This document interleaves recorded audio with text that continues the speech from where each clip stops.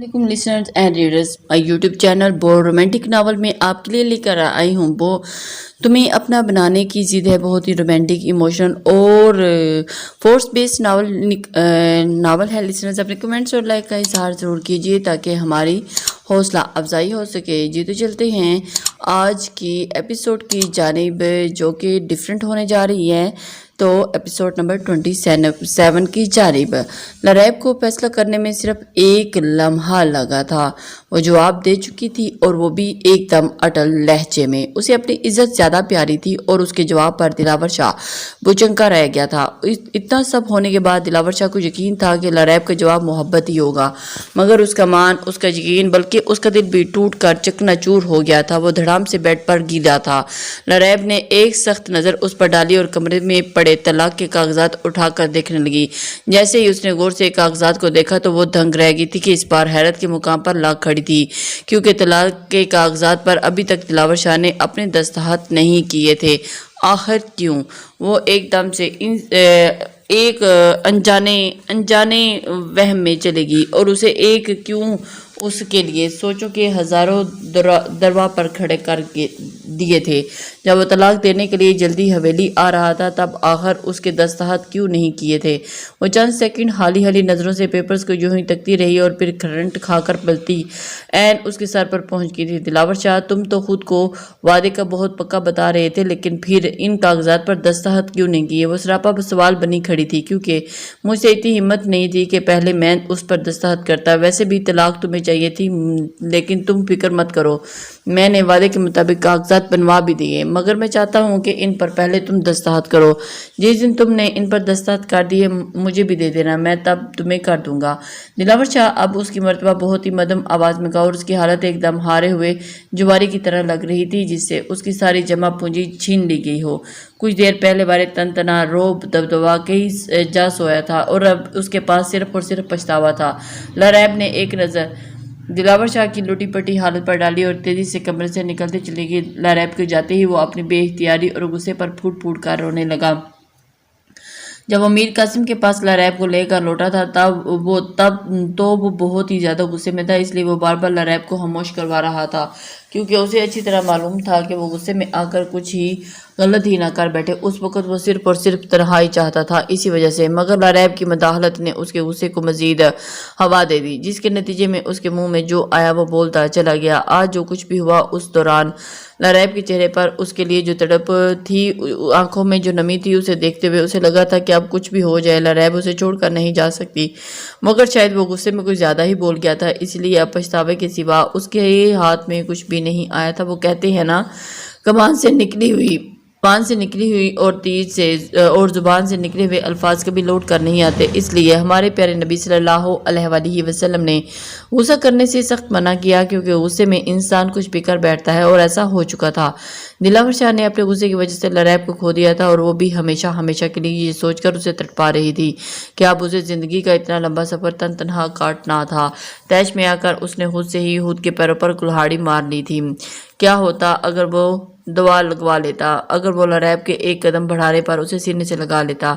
कोई और वक्त होता तो यकीनन दिलावर शाह उसके एक कदम बढ़ाने पर उसे सीने पर लगा ही लेता, मगर आज यहाँ तो लरैब की बेवकूफ़ी की वजह से मीर कासिम ने उसे जिस तरह नंगे सर वहाँ खड़ा कर दिया था, उसे बेदर्दी से जकड़ा हुआ था, उससे ज़्यादा जो वो सौदा करने को कह रहा था, उस सब को देखते हुए वो वापस से बाहर हो गया था। और वहाँ तो वो खामोश रहा, मगर यहाँ नहीं रह सका, जिसका नतीजा लरैब से जुदाई की सूरत निकला। वो औंधे मुंह बिस्तर पर गिरा, तकिया भिगोने लगा।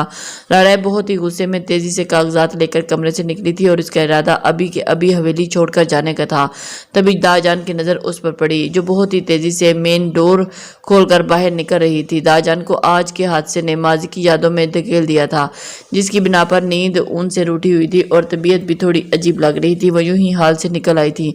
तभी लरैब को मेन डोर से निकलते देखा तो पुकार बैठी। लरैब, वो चुप रही, कुछ न बोली। لرائب بیٹا اتنی رات کو تم کہاں جا رہی ہو؟ انہوں نے نزدیک آتے ہوئے فکر مندی سے پوچھا۔ لرائب اور ان کے نزدیک آنے پر نہ جانے اسے کیا ہوا کہ وہ ان کے گلے لگ کر اور دھاڑے مار کر رونے لگی۔ داجان نے گھبراتے ہوئے بہت ہی محنت سے اسے چپ کروایا اور اس کے آنسو پوچھتے ہوئے اپنے کمرے میں لے آئی۔ انہوں نے کمرے میں آ کر سب سے پہلے اسے پانی پلایا اور پھر گویا ہوئی، بیٹا اگر تم بہتر سمجھو تو مجھے بتاؤ کہ آخر تم کہاں جا رہی تھی اور کیوں؟ وہ لرائب اپنی جھکی ہوئی پلکوں کو اٹھاتے ہوئے ایک نظر داجان پر ڈالی اور پھر دھیرے دھیرے سب بتاتی چلی گئی۔ لرائب نے داجان کو ساری بات بتائی تو اس بات کو سن کر داجان تو دنگ ہی رہ گئی۔ کچھ پل تو وہ بول ہی نہ سکی کیونکہ ان کی تو بولتی بند ہوگی۔ پھر بولی تو ان کے لہجے میں دکھ ہی دکھ تھا۔ لرائب مجھے یقین نہیں آ رہا کہ تم خود اس کے قریب گئی اور پھر اس نے تمہیں دھتکار دیا، اس انسان نے جس نے اپنی داجان سے کبھی کچھ نہیں چھپایا سوائے تم سے محبت اور نکاح کے۔ وہ ایسا کیسے کر سکتا ہے؟ اس کی اتنی ہمت کہ وہ اپنے رشتے کو دولت میں تول بیٹھ گیا اور بلکہ بالکل پاگل ہو گیا ہے، کم بخت کہیں کا۔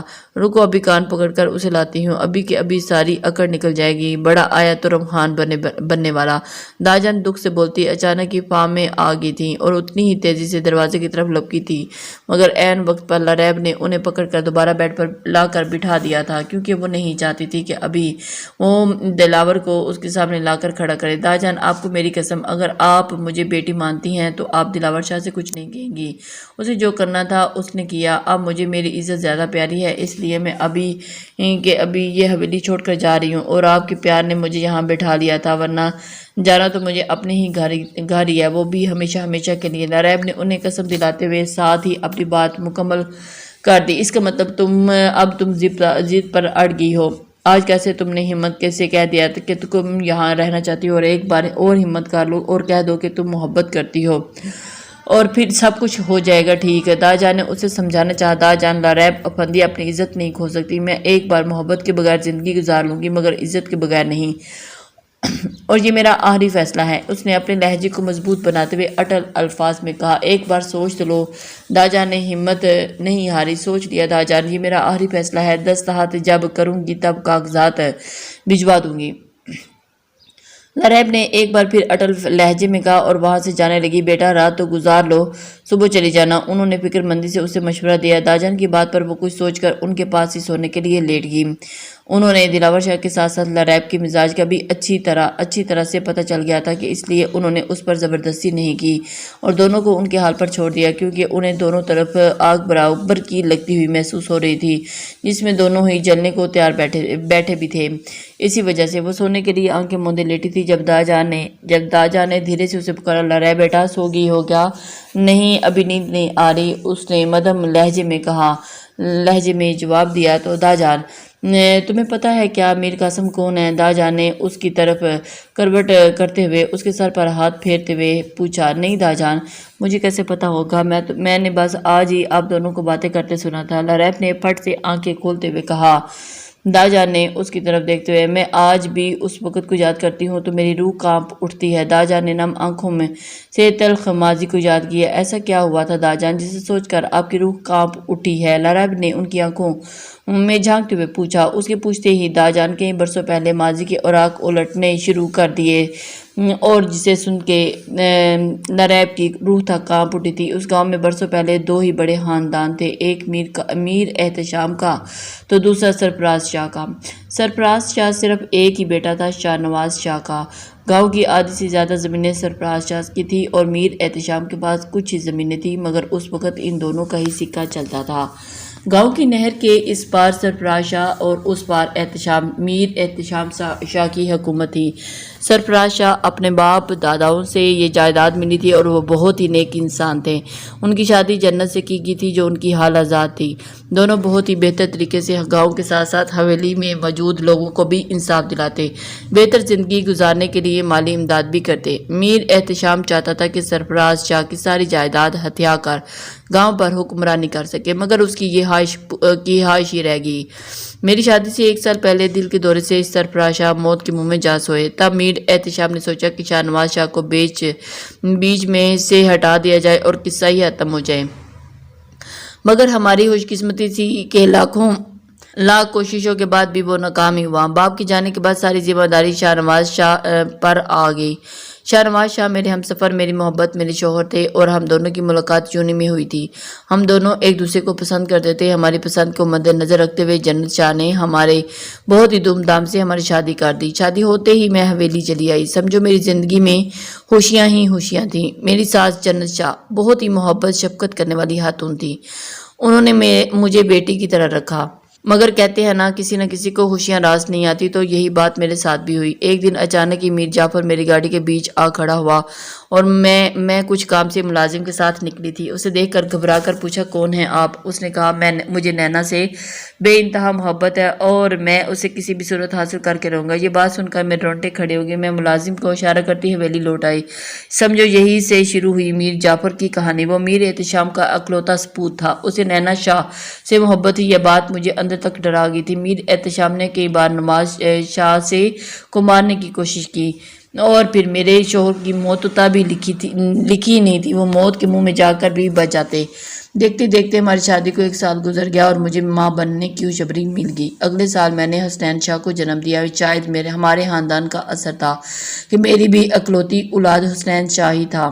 دھیرے دھیرے وقت گزرتا گیا اور 3 سالوں بعد ایک دن جنت بی بی ہمیں چھوڑ کر اس دنیا سے چلے گی۔ میر احتشام کو ہماری زمینیں چاہیے تھی تو میر جعفر کو نینا شاہ ایک دن ہمارے ستارے گردش میں تھے اور میر جعفر نے نینا شاہ کو گاڑی میں اغوا کر لیا اور پھر اس کے ساتھ زبردستی کر ڈالی اور اتنا کہتے ہی داجان اچانک ہی چلانے لگی، رونے لگی، دھاڑے مار مار کر رونے لگی۔ دادا جان دھاڑ پر لاریب کا دل کانپ اٹھا اور اس نے اپنے سینے سے لگا لیا۔ چند سیکنڈ کے بعد لاریب نے ان کے چہرے کو بغور دیکھتے ہوئے دھیرے سے پوچھا پھر نینا شاہ کا کیا ہوا؟ داجان وہ زندہ تھی، روح زخمی تھی مگر وہ زندہ تھی، بلکہ زندہ ہے بھی۔ داجان نے نہایت ہی کرب سے کہا کہاں ہے نینا شاہ؟ داجان وہ زندہ ہیں تو کہاں ہیں؟ لاریب نے ان کی بات پر حیرت سے پوچھا کیونکہ حویلی میں تو ایسی کوئی ہستی نہیں تھی جسے وہ ملی نہ ہو۔ اس کا حیران ہونا تو بنتا ہی تھا تمہارے سامنے۔ داجان نے اچانک ہی انکشاف کیا تھا۔ ان کی بات پر لاریب سکتے میں چلی گئی۔ کچھ پل کے لیے تو اسے سمجھ ہی نہیں آیا کہ وہ کیا کہے اور پھر وہ پوری ہمت جمع کر کے جھجکتے ہوئے بولی داجان آپ ہی نینا شاہ ہیں؟ اتنا کہہ کر وہ پھر سے رونے لگی۔ داجان آپ کے ساتھ اتنا کچھ ہوا پھر بھی آپ نے اپنے آپ کو اتنا مضبوط بنائے رکھا؟ اتنا کہہ کر وہ ان کے گلے لگی، پھر انہیں تسلی دلاتے ہوئے چپ کروا دیا۔ جب وہ تھوڑا سا نارمل ہوگی تو لاریب نے انہیں دوبارہ اکسایا۔ پھر داجان نے کچھ نہیں کہا کیا نہ داجان ایک بار پھر ماضی میں چلے گی۔ شاہ نواز شاہ کو جیسے ہی خبر ہوئی کہ وہ وہاں پہنچ گئے اور سیدھا میر جعفر کا ہون کر دیا، تب سے میر احتشام بدلے کی آگ میں جھلسنے لگے۔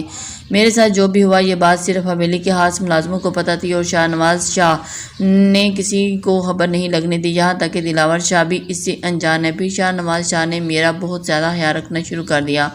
وقت گزرتا گیا، حسنین شاہ بڑا ہوتا گیا، دیکھتے ہی دیکھتے زینب سے اس کی شادی ہو گئی اور دلاور شاہ کو ان کی گود میں آ گیا۔ میر احتشام کا بیٹا میر جعفر تو مر چکا تھا اور اس کے مرنے کے 7 مہینے بعد اس کے بیٹے نے جنم لیا جس کا نام میر احتشام نے میر جعفر ہی رکھا تاکہ وہ اپنے دشمنوں کو کبھی نہ بھول سکے۔ اس لیے اپنے پوتے کو اپنے نام کا نام دے دیا اور پھر اس کے پوتے کو بیٹا ہوا میر قاسم جس نے تمہیں اغوا کیا تھا۔ میر احتشام تو ایک دن اپنی موت مر گیا مگر پیچھے سے اپنے پوتے کو دشمنی کے لیے چھوڑ گیا اور اس نے ہماری پوری نسلوں کو تباہ و برباد کرنے کی قسم کھا رکھی تھی۔ ایک دن میرے شوہر اور بیٹا بہو کسی کام سے جا رہے تھے، تب زینب 4 سالہ دلاور شاہ کو میری گود میں ڈالتے ہوئے یہ کہا تھا کہ امی دلاور شاہ کا خیال رکھنا، میں اسے اپنی ذمہ داری پر چھوڑ کر جا رہی ہوں۔ چونکہ دلاور شاہ سو رہا تھا تو زینب اسے میری گود میں ڈالتی چلے گئی اور میر جعفر نے شاید ہم پر نظر رکھا ہوا تھا اور اس نے اپنے آدمیوں سے سیدھا ٹرالی سے میرے بیٹے کی گاڑی کو اڑوا دیا تھا اور اس دن حویلی میں 3 میت رکھی گئی تھی۔ میں ہی جانتی ہوں کہ میں نے کیسے کیسے کر کے دلاور شاہ کو پالا تھا اور میرا ساتھ دیا تو میرے ملازموں نے، اور اب وہی زمینیں لینے کے لیے میر قاسم نے تمہیں اغوا کیا تھا جس کا کچھ حصہ تو وہ لے چکا تھا۔ وہ لوگ ابھی بھی یہی چاہتے ہیں کہ میرے خاندان کو موت کی گھاٹ اتار کر سب پر قبضہ کر لیں، لیکن خدا نے اس دن دلاور شاہ کو زینب اور حسنین شاہ کے ساتھ نہیں بھیج کر اس کی زندگی بچا لی۔ داجان نے پوری بات بتانے کے بعد اپنی نم آنکھوں کو صاف کیا اور ان کی باتوں کو سننے کے بعد کافی دیر تک لاریب خاموش رہی، پھر دھیرے سے اس کے ہونٹوں میں جنبش ہوئی۔ داجان میں نینا شاہ جتنا ظرف نہیں رکھتی جو اتنا کچھ ہونے کے باوجود بھی زندگی کو خوشگوار طریقے سے گزار رہی ہیں۔ نینا شاہ تو ایک عظیم ہستی ہیں اور لاریب افندی ایک عام لڑکی۔ داجان مجھے یہ سب جان کر بہت افسوس ہوا مگر میں پھر بھی دلاور شاہ نے دولت کے درازوں میں تولنے کی کوشش کی اور اسی لیے اسے لاریب افندی سزا دے کر رہے گی۔ مجھے معاف کرنا داجان، لیکن میں ایسی ہوں، میں چاہ کر بھی نہیں رک سکتی، میں کل گھر جا رہی ہوں۔ لاریب نے نرزیں چراتے ہوئے کہا اور سونے کے لیے لیٹ گئی۔ تمہاری مرضی بیٹا، مگر ایک بات ہمیشہ یاد رکھنا، محبت بار بار کسی کے دروازے پر دستک نہیں دیتی۔ میرا دلاور محبت کے لیے ترسا ہوا ہے اور شاید اس کے نظیم میں زندگی بھر ترسنا ہی لکھا ہے، تمہیں معلوم ہے، اسی لیے میں نے تمہارے اور دلاور شاہ کے نکاح کا سن کر صرف ناراضگی کا اظہار کیا اور اس سے ناراض نہیں ہوئی تھی اور تمہیں دل سے قبول کر لیا تھا، کیونکہ میں اسے ایک خوشحال زندگی گزارتا ہوا دیکھنا چاہتی تھی اور ہوں بھی۔ اگر تمہاری مرضی۔ صبح سویرے اٹھتے ہی لاریب نے ملازم سے گاڑی نکلوانے کو کہا اور آخری بار داجان کے گلے لگتی جانے کو پلٹی اور ابھی وہ مین ڈور تک ہی پہنچی تھی کہ دانیہ نے اس کا راستہ روک لیا۔ تمہیں جانا ہے تو شوق سے جاؤ، مگر اس نے اتنا ہی کہتے ہی لاریب کا ہاتھ ایک جھٹکے سے پکڑ لیا۔ مگر یہ خاندانی کنگن اتار کر جاؤ، اب ان پر تمہارا نہیں میرا حق ہے، صرف اور صرف میرا، کیونکہ میں دلاور شاہ سے شادی کرنے والی ہوں۔ دانیہ کہنے کے ساتھ ہی اس کے ہاتھوں سے زبردستی کنگن اتارنے کی کوشش کرنے لگی۔